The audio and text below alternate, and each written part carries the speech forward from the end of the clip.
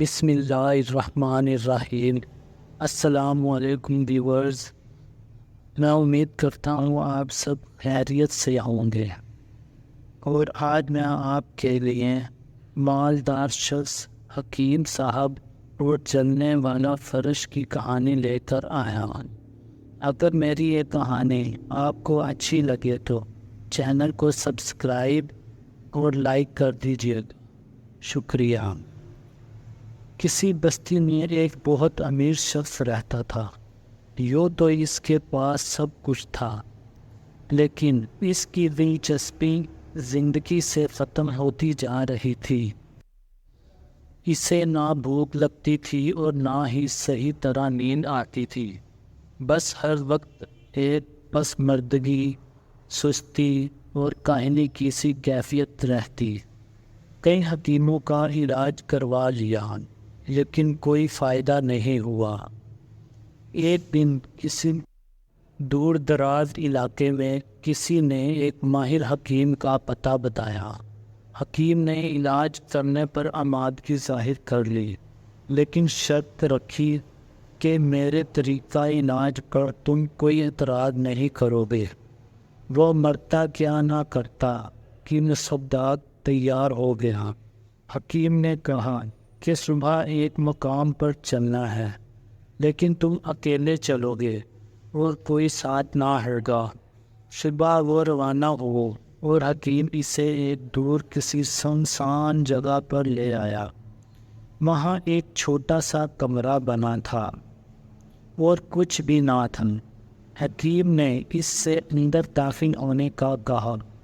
جو ہی وہ شخص اندر داخل ہوا، حکیم نے باہر سے کنڈی لگا کر کمرہ بند کر دیا۔ وہ شخص گھبرایا۔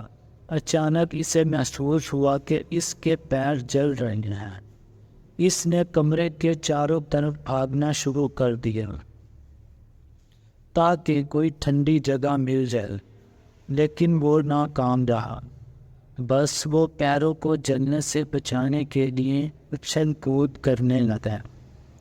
کافی دیر تک وہ یوں ہی اچھلتا اور شور مچاتا رہا، لیکن کچھ حاصل نہ ہوا، یہاں تک کہ نیند بے ہوش ہو کر گر گیا۔ جب آنکھ کھلی تو خود اپنے گھر میں موجود پایا۔ اس نے فوراً حکم دیا کہ اس ناہنجار حکیم کو تلاش کیا جائے۔ ہر کارے اسے لانے کے لیے نکل گئے۔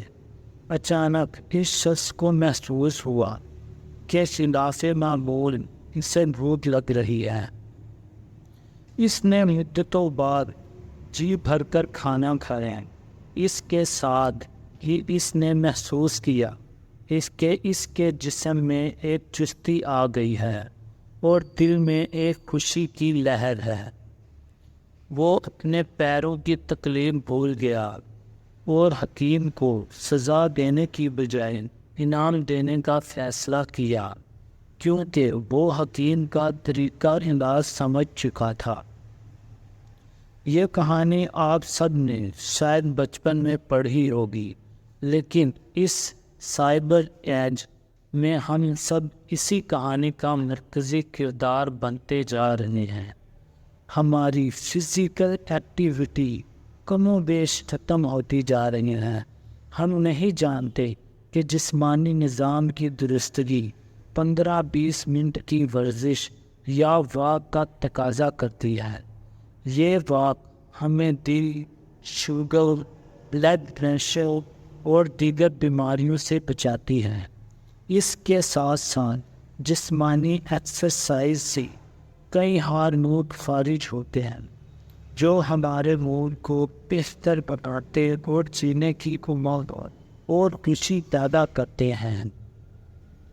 بس عقل مند وہی ہے جو خود کو سدھار لے، اس سے پہلے کہ نیچر اسے جلنے والے فرش پر کھڑا کر دے اور وہ حسرت کی تصویر بن جائے۔ اللہ نگہبان، پھر ملاقات ہوگی کسی نئی کہانی کے ساتھ۔